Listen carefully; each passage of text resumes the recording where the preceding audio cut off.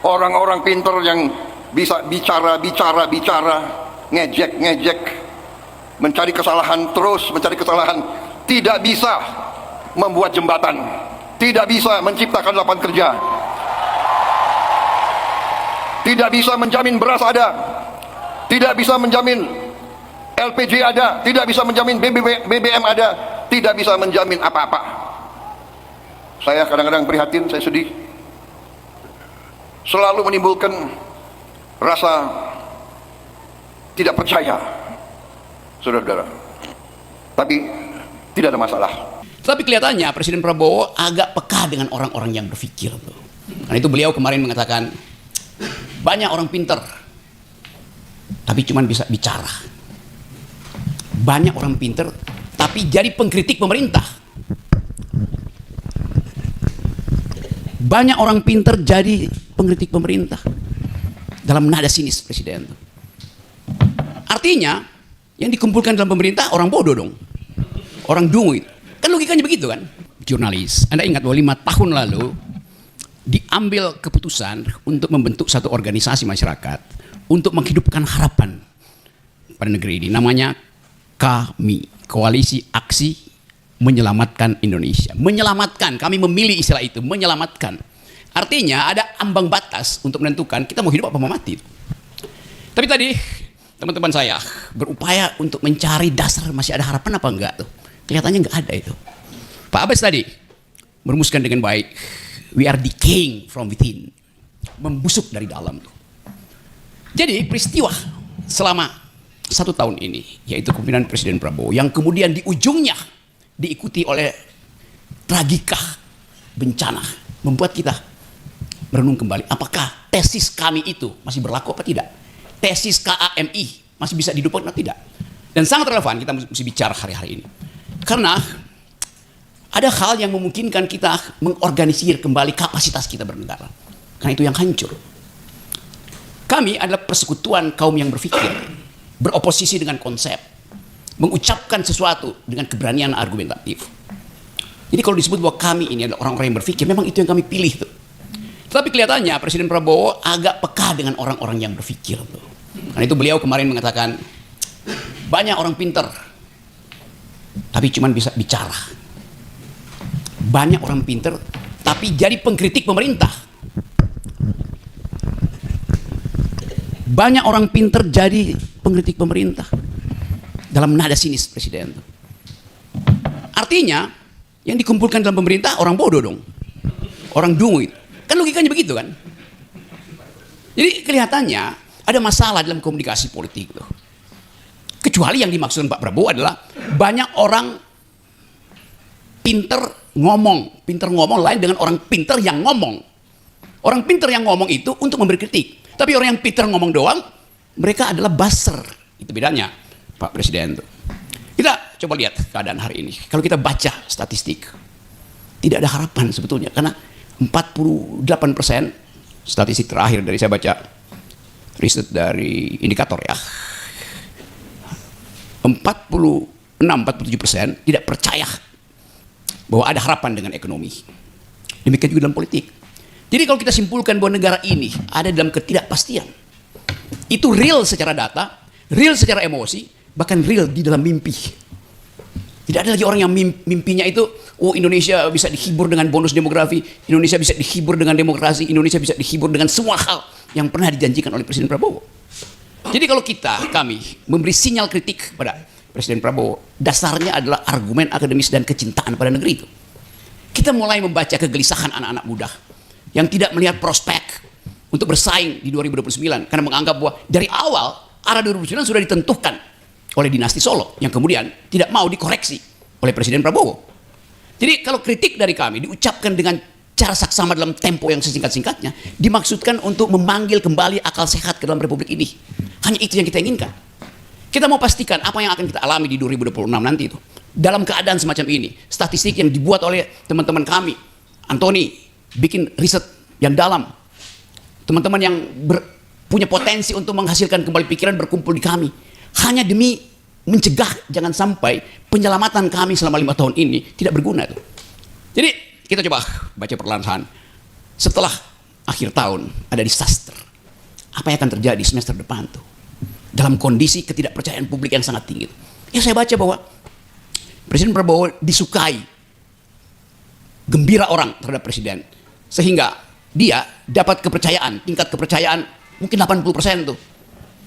Tapi kalau kita lihat kehidupan demokrasi justru buruk, bahaya betul kalau seorang pemimpin dieluk-elukkan di dalam nilai kuantitatif yang sebegitu besar, sementara demokrasi, lembaga-lembaga, public bodies itu nggak dipercaya.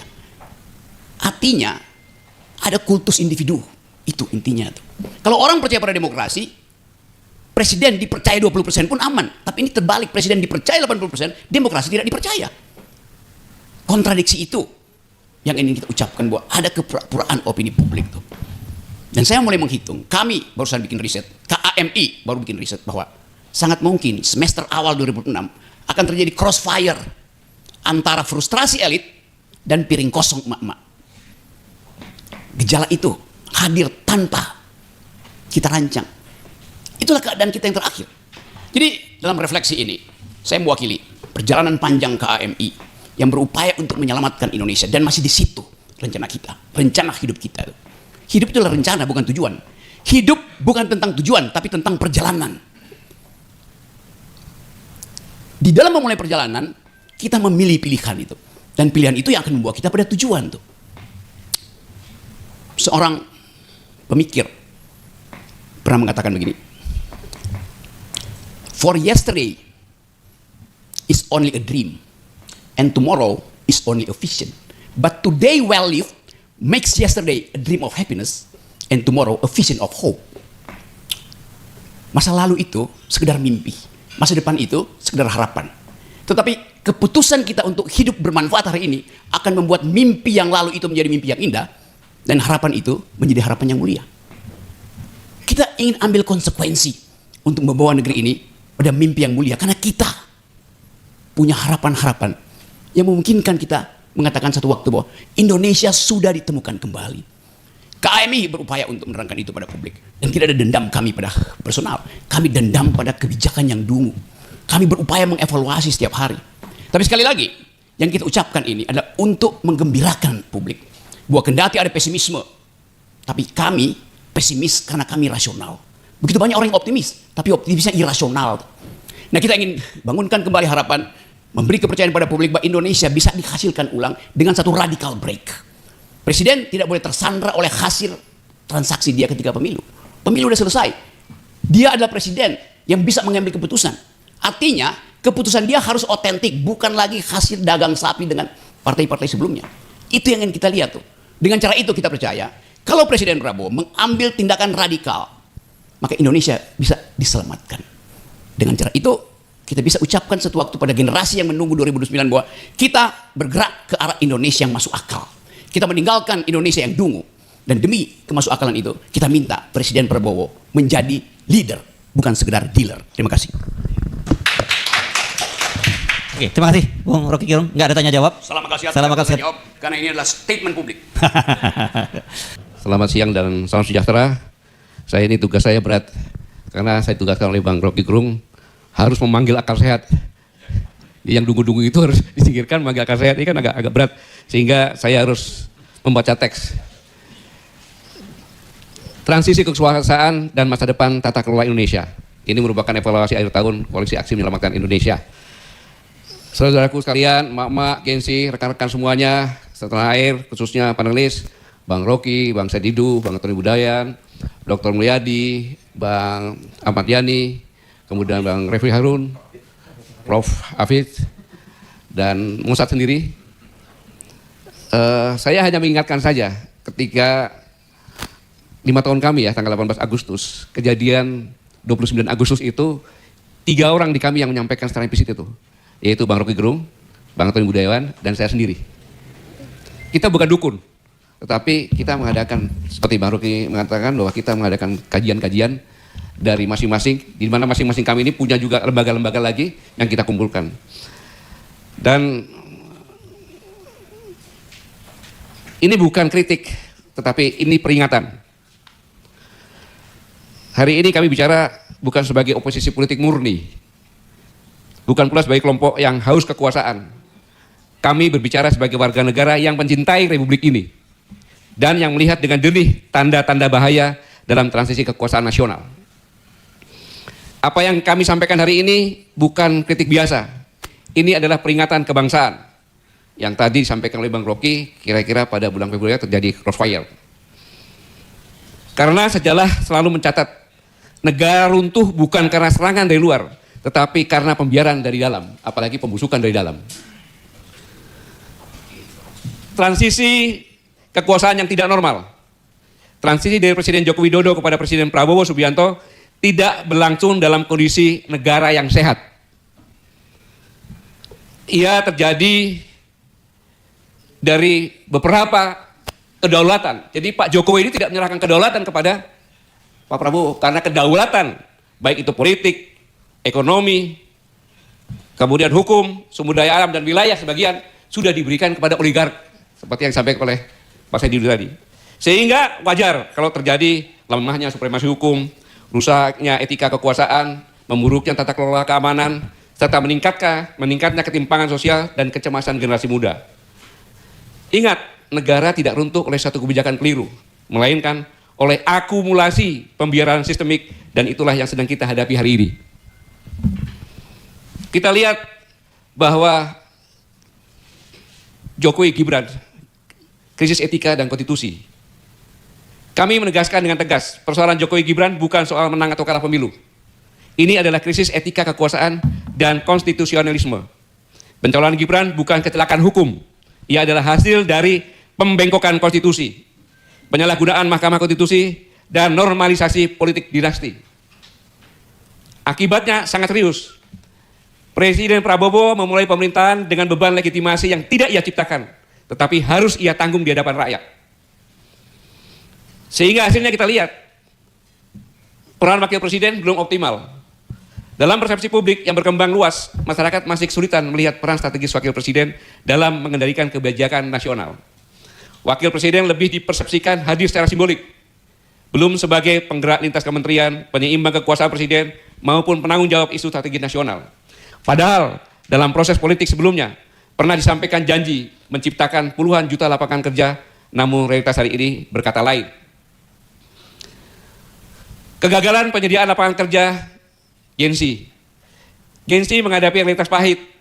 LPM FEBUI menyampaikan 6.000 S2 S3 dan 45.000 S1 frustasi dalam mencari kerja, sehingga dia tidak mencari kerja lagi karena sudah frustasi.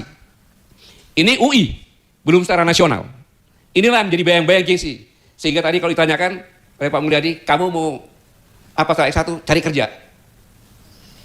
Karena ini kalau Anda pergi biasakan naik Grab dan ada komunikasi, pasti kaget seorang S3 menjadi supir Grab.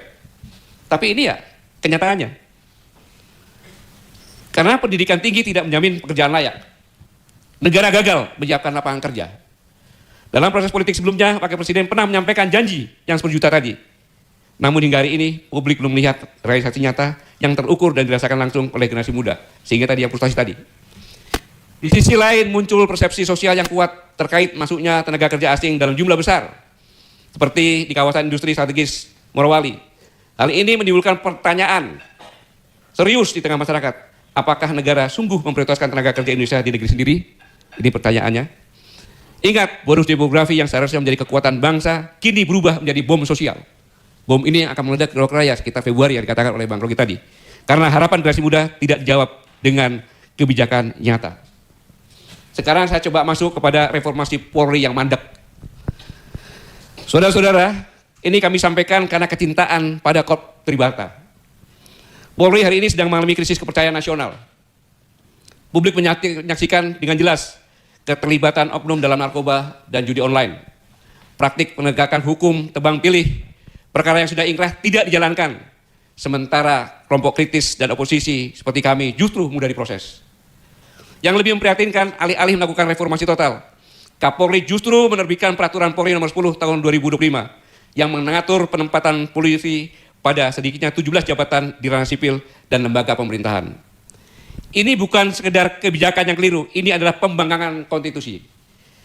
Undang-Undang nomor 2 tahun 2002 tentang Kepolisian Republik Indonesia seperti yang disampaikan Dalam pasal 28 ayat 3 disebutkan bahwa anggota Polri yang mau masuk ke jabatan sipil itu hanya boleh apabila minta berhenti atau pensiun dari Dinas Polri. Ketentuan terbatas ini sudah dikuatkan oleh keputusan Mahkamah Konstitusi nomor 114 tahun 2025. Jelas sah. Kemudian bertentangan dengan Undang-Undang nomor 20 tahun 2023 tentang ASN, Aparatur Sipil Negara. Terutama pasal 19 ayat 3, bahwa jabatan-jabatan sipil di tingkat pusat boleh diduduki oleh anggota TNI dan Polri, sesuai dengan yang diatur di dalam Undang-Undang TNI dan Undang-Undang Polri. Dan Undang-Undang Polri tidak mengatur itu, yang aktif. Pembusukan reformasi dan upaya sistematis membangun superbody yang bisa meruntuhkan fondasi negara hukum Indonesia. Mengapa demikian? Karena langkah ini adalah langkah tindakan pembangkangan terhadap keputusan Mahkamah Konstitusi yang final dan mengikat. Putusan MA bukan saran, bukan paduan. Itu hukum tertinggi setelah Undang-Undang Dasar 1945. Ketika Kapolri berani menginjaknya, itu artinya Kapolri menantang konstitusi secara frontal. Dan lebih berbahaya lagi, tindakan ini dilakukan tanpa konsultasi politik, tanpa mandat presiden, tanpa dialog publik, seolah-olah Polri adalah entitas yang berdiri di atas negara. Ini sangat berbahaya. Inilah sebenarnya definisi negara dalam negara, dan kita sedang melihatnya tumbuh di depan mata. Polri menuju superbody. Kepala negara harus mengerem atau tergerus. Ketika polisi aktif bisa duduk di BSSN, BNPT, Basarnas, Imigrasi, Bea Cukai, Bakamla, BNN, dan seterusnya, maka Polri sedang memetakan pengaruh semua sektor strategis negara. Saya ulangi, Polri sedang memetakan pengaruh ke semua sektor strategis negara. Keamanan, data cyber, logistik, pergerakan manusia, penegakan hukum, intelijen teknis, hingga kebijaksanaan publik. Inilah fase superbody lembaga yang menguasai struktur negara dari hulu sampai dengan hilir. Namun apa arti reformasi ketika Polri masuk ke lembaga sipil tanpa batas? Polri memperluas wilayah kekuasaan tanpa mandat. Polri mengabaikan keputusan Mahkamah Konstitusi. Polri ingin menduduki hampir seluruh ruang negara. Itu bukan sekedar kegagalan reformasi. Itu adalah pengkhianatan terhadap reformasi. Negara hukum tidak boleh dikelola dengan logika kekuasaan bersenjata. Negara yang sehat dijalankan oleh birokrasi profesional, bukan pendekatan keamanan sebagai jalan pintas. Kapolri telah melampaui garis merah. Kapolri telah melampaui batas reformasi 1998. Kapolri bahkan telah melampaui keinginan presiden. Kapolri berjalan sendiri. Kapolri bermain di luar garis komando. Kapolri menciptakan realitas kekuasaan baru tanpa mandat politik. Kapolri bukan saja melakukan sabotase struktural, tetapi telah melakukan pembangkangan dan penyanderaan presiden. Jika bukan presiden tersandera, setidaknya presiden tidak berdaluat penuh dalam mengendalikan institusi kepolisian. Ini faktanya. Ketika presiden akan membentuk tim reformasi polisi, Kapolri membentuk tim reformasi dan presiden tidak meminta Kapolri membubarkan tim reformasi internal Polri meski presiden telah membentuk timnya sendiri. Pernyataan Kapolri. Jadi saya kira kalau kita tidak mereform diri kita sendiri, tentunya beberapa hebat pun komite ataupun komisi yang dibentuk orang yang ada di dalamnya, kalau kita nggak mau mereform kita sendiri, ya percuma. Ini program pembangkangan yang jelas-jelas kepada presiden. Ingat, polisi di bawah presiden. Presiden berkuasa penuh pada Kepolisian Republik Indonesia. Kapolri menerbitkan peraturan Polri nomor 10 tahun 2025 yang mengatur penempatan Polri pada sedikitnya 17 jabatan di ranah sipil dan lembaga pemerintahan yang ketiga ini. Kapolri menjalankan agenda sendiri meski ada keputusan resmi Presiden dan keputusan Mahkamah Konstitusi. Artinya, ini adalah insubordinasi institusional. Level yang paling serius, paling tinggi dari kata insubordinasi. Karena bukan sekedar membangun personil, bukan sekedar membangkang personil, tapi membelokkan arah institusi yaitu Polri dari kehendak konstitusi negara. Ini sangat berbahaya. Presiden harus mengambil sikap keras.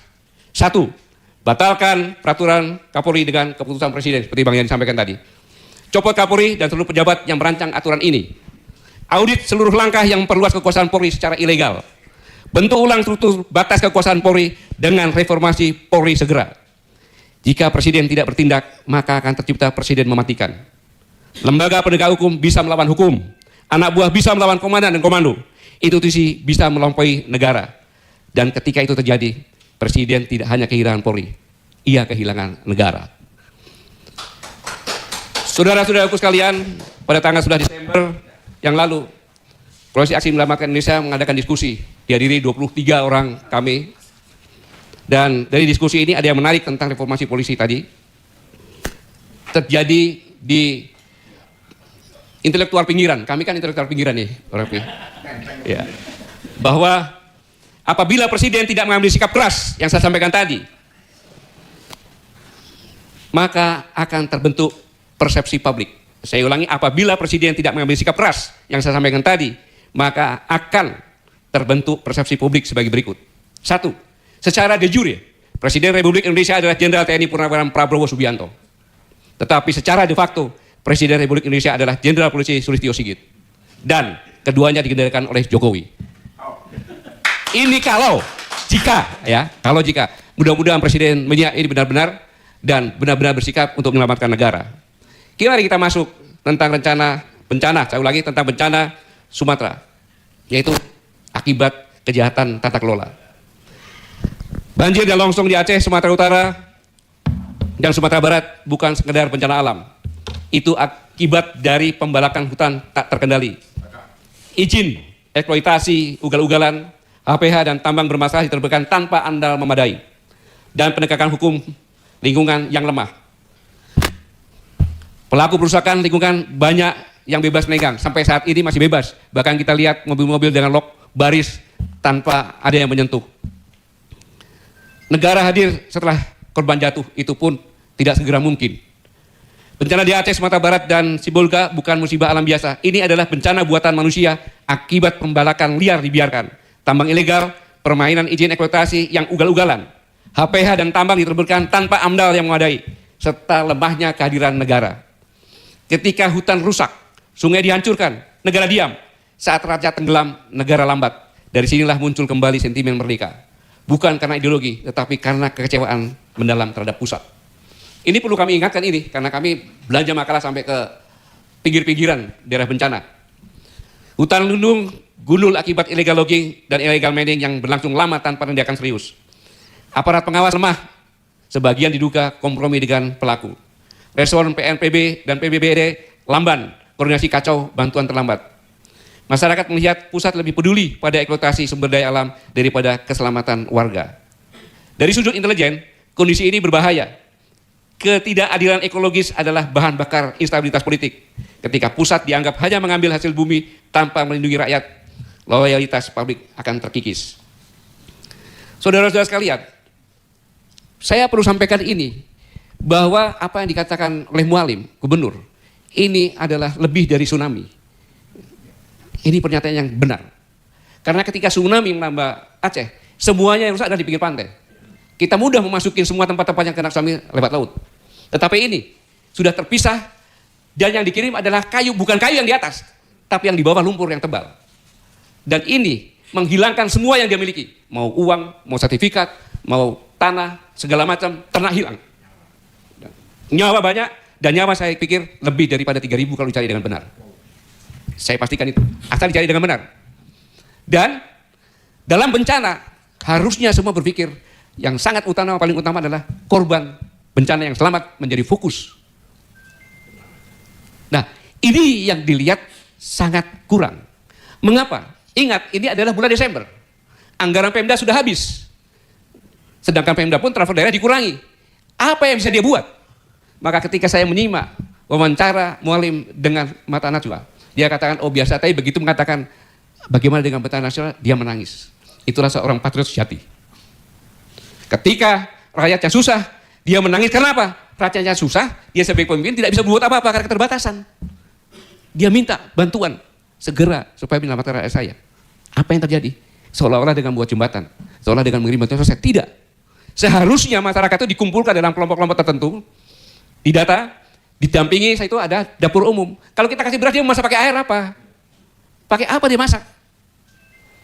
Dibuatkan dapur umum. Di sebelah tempat penampungan ada tenda-tenda kesehatan darurat. Karena mereka fisiknya pasti terganggu, apalagi mentalnya. Ada juga merehabilitasi mentalnya dengan psikolog-psikolog. Kita belum bicara tentang tempat. Karena mereka ini harus pelan-pelan dibuatkan rumah layak huni sementara. Dari kayu kayak bedeng-bedeng, semua keluarganya berkumpul. Setelah itu, sambil itu, ada waktu tertentu bekerja setelah mereka akan direhabilitasi, dialokasi kemana? Karena rumah mereka juga bisa dipakai. Ingat, banjir bandang sekarang membawa lumpur, jadi tidak begitu kuat. Tetapi nanti setelah lumpur selesai, dia akan dengan kecepatan tinggi. Apabila hujan yang sama, apabila bangun di rumah itu lagi akan hilang. maka pemerintah harus membuatkan relokasi. Ini perlu biasa, pemerintah daerah tidak akan kuat. Dan mereka semuanya ini seperti orang-orang bayi. Mereka tidak bisa cari makan sendiri, mereka harus disuapin. Mau kerja apa dia? Nggak ada kerjaan lagi, hilang semuanya, tempat kebunnya hilang. Disitulah peran pemerintah pusat harus benar-benar berpikir sampai ke arah situ. Ini warga kita sendiri. Dan pemerintah ada kan untuk rakyat. Inilah yang menyebabkan krisis kepercayaan terhadap pemerintah pusat. Maka ancaman keamanan nasional jangka panjang jika ketidakadilan ini tetap dibiarkan. Jika pusat terus membiarkan mafia hutan dan tambang, lalu hadir terlambat saat bencana, maka wajar bila rakyat bertanya, negara ini melindungi siapa? Melindungi siapa? Tapi sudah jawab oleh Musa tadi, melindungi oligarki. Karena semua ekonomi, hukum, politik, semuanya sudah ke oligarki. Sentimen merdeka bukan sebab, melainkan akibat langsung dari kebijakan yang abai.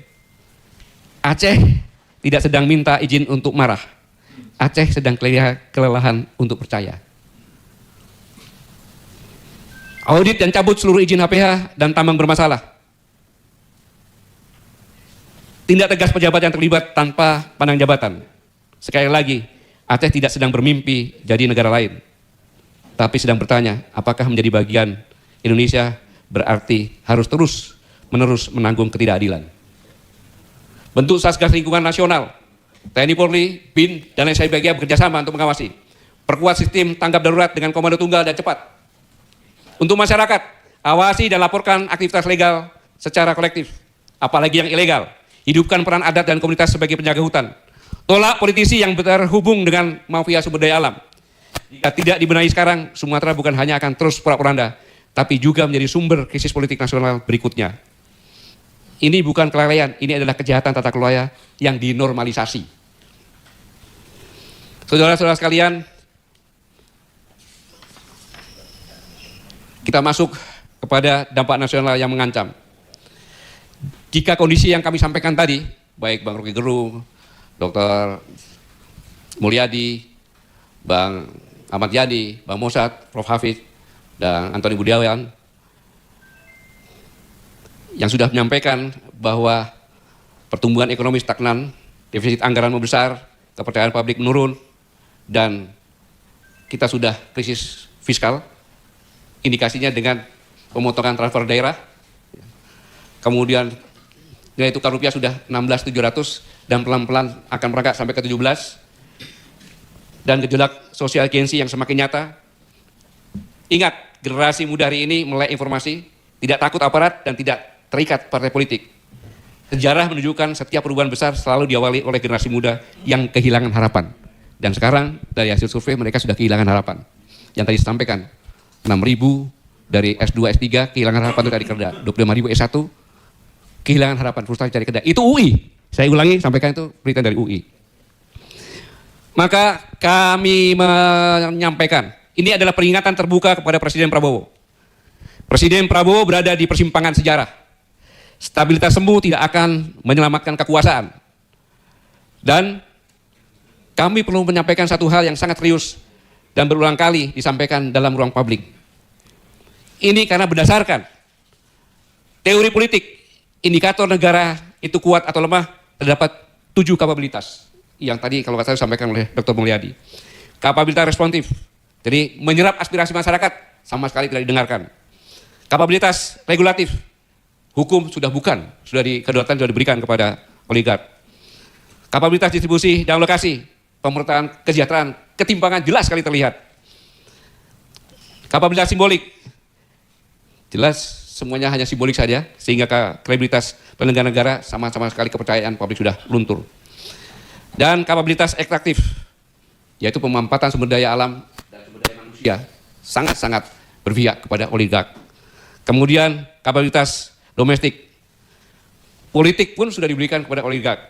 Karena sampai dengan saat ini, tidak ada satupun partai politik yang peduli terhadap bencana alam yang memberikan komentar, tidak ada. Dan kapabilitas internasional kita tahu sendiri, bagaimana dunia internasional kita. Maka kami perlu menyampaikan satu hal yang sangat serius, yang beberapa kali disampaikan dalam ruang publik, bahwa ancaman terbesar bagi Presiden bukan hanya tekanan dari luar, tetapi sabotase struktural dari dalam, atau pembusukan dari dalam. Sabotase struktural terjadi ketika kebijakan presiden dilambatkan oleh pembantunya sendiri. Perintah tidak dijalankan secara utuh. Contoh, katakan listrik sudah menyala, menterinya menyampaikan 93% nyala.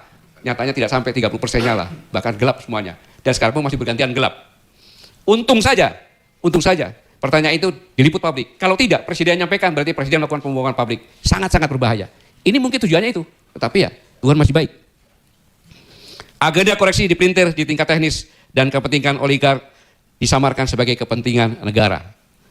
Presiden bisa jatuh bukan karena kebijakan yang salah, tetapi karena dibuat gagal oleh para pembantunya sendiri. Kita sudah mengingatkan berulang kali.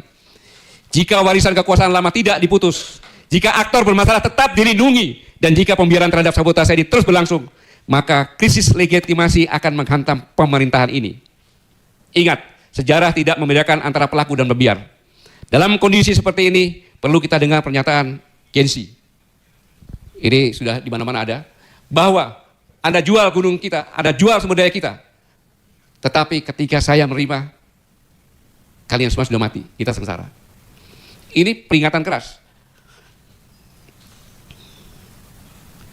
Sebagai penutup, saya sebut ini pernyataan darurat kebangsaan dari Koalisi Aksi Menyelamatkan Indonesia.